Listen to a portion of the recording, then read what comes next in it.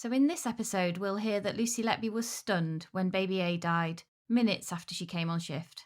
We'll explain Lucy Letby's claims that she either wasn't in the room when babies collapsed, or she wasn't alone. We'll bring you her explanation for carrying out Facebook searches for the parents of some of the babies in this case. And we'll also tell you what she said when asked if she had committed murder.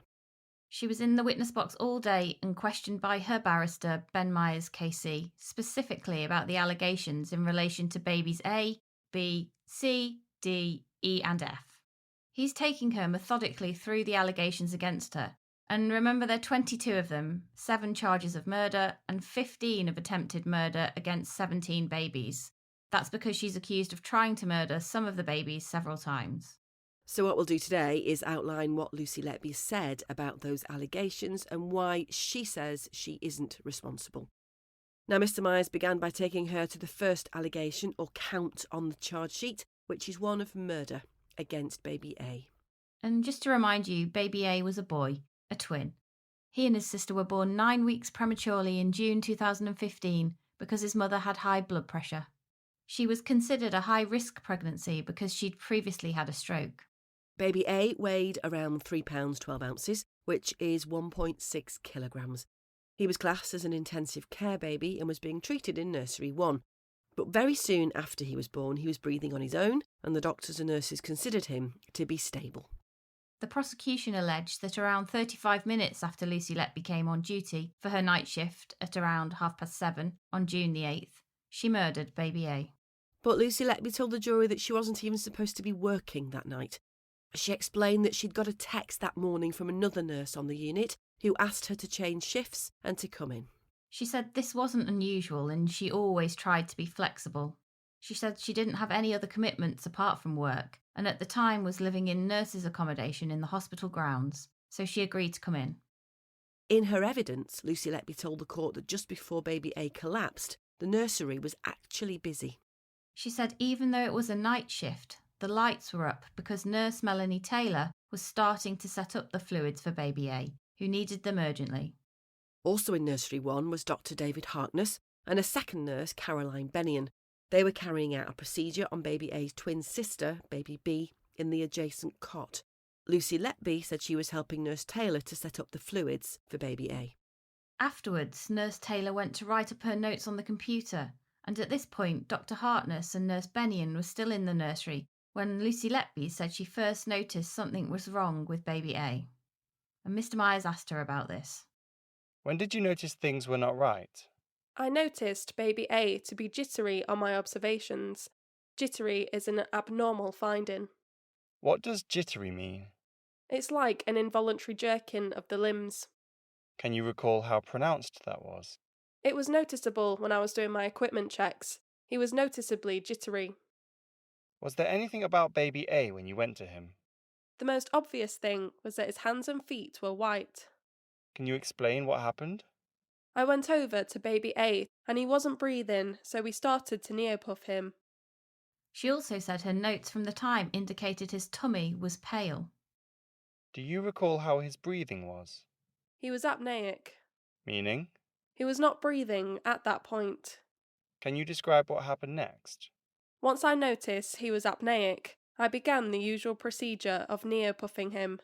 We lost his heart rate and a crash call was put out. Do you recall how you were feeling? It was a huge unexpected shock. We just walked through the door of a shift and this was happening. We know sadly the resuscitation was not successful. Whose role was it to assist the parents? It was mine as allocated nurse. I recall doing hand and footprints.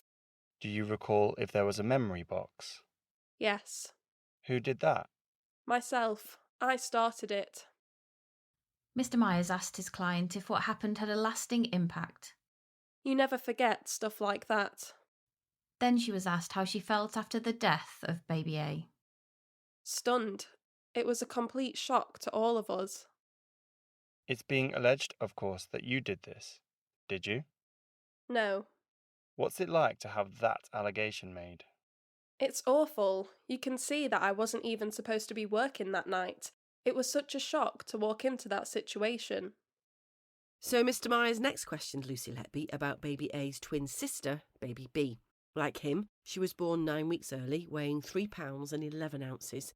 Lucy Letby is accused of attempting to murder her on a shift the night after her brother died. And baby B was actually born in a worse condition than her brother. She was blue and floppy and needed resuscitating at birth, so she was quite poorly. She was placed on a ventilator, but at times she was able to breathe for herself. She was cared for in an incubator next to her brother in Nursery 1. Now, on the night shift of June the 9th into June the 10th, Lucy Letby was not baby B's designated nurse. Instead, she was caring for 2 babies in Nursery 3. Just after midnight, while helping baby B's designated nurse to set up a bag of intravenous feed for her, Lucy Letby allegedly injected air into baby B's bloodstream, causing her monitor to sound when she collapsed 25 minutes later, at 12:30.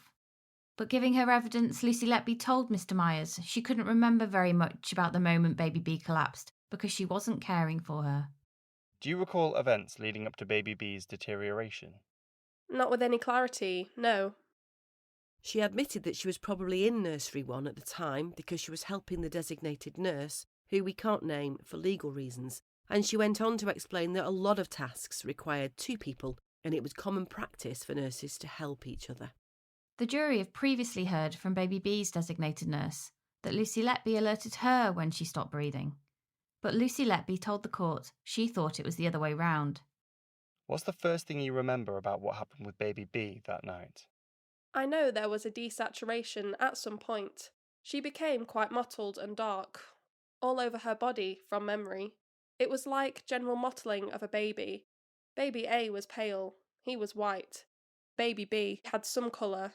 It was a purple mottling colour.